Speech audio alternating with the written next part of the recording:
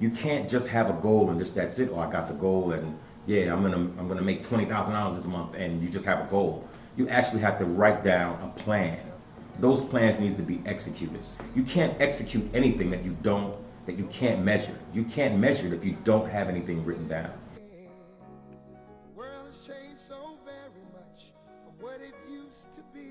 My name is Roscoe Coleman. I am a self-taught chef.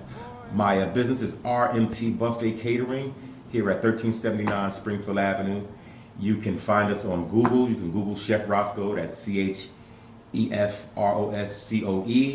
We're on Facebook. We're on Instagram. We're on all the social sites. We do a fantastic job. We are all services catering, which means we provide you from just pans of food that you want to have, family packs, all the way up to banquets and wedding receptions.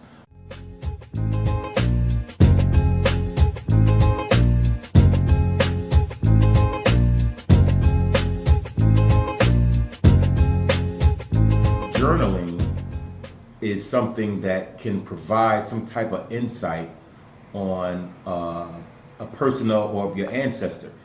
So much so that you would want to know who they were and how they were like, and if there's any similarities between you and them.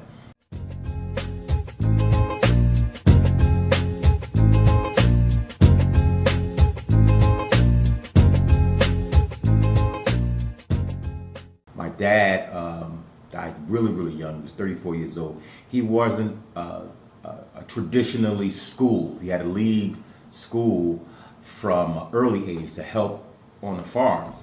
But he was a self-learner. He taught himself a lot of things. And I think some of that carried over to me because I myself am a self-taught chef and I teach myself a lot of things. People sometimes tend to think I know too much or I know every damn thing. But he taught himself a lot of things. So he taught himself even how to cook.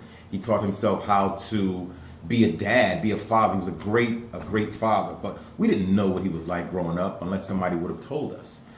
Maybe my aunt told me, his sister told us about how he was when he was younger. We saw pictures of him when he was younger, but we didn't really know how he was and the similarities and his personality and how he felt about things and how he felt about being a father and a husband. We didn't know any of those things, and it would have been fun. It would have been important for me to know those kinds of things because I often look up to my father, and every time I think about him, it's like, you know, he was the best man that I could ever have as an example for myself. Yes, I did. So I packed it up and brought it back to the crib. Just a little something, show you how we live. So I think that it's so important to do things like journaling and writing down your history. And like you said, it is important, and a lot of people don't do it, especially black men. They don't subscribe to that because they feel it's some kind of a weakness or playing their hand or showing their card. But these things are left to serve as history and memorials to your people that's coming behind you, you know, to your kids and your grandkids. When you journal, I believe that when you write down things, it can give them some insight on how you were, even if you passed before they were even born, as many military fathers or military babies have their parents die before they were even born. They didn't know anything about them.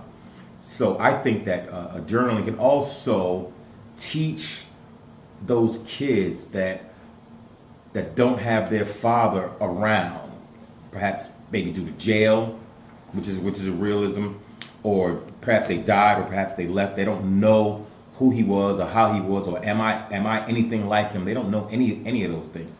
And I think that journaling in that respect would definitely be beneficial.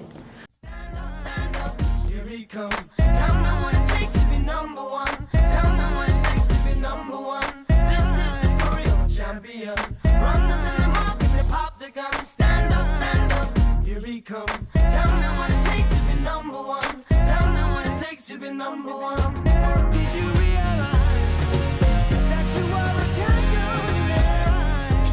Yes, I did. So I packed it up and brought it.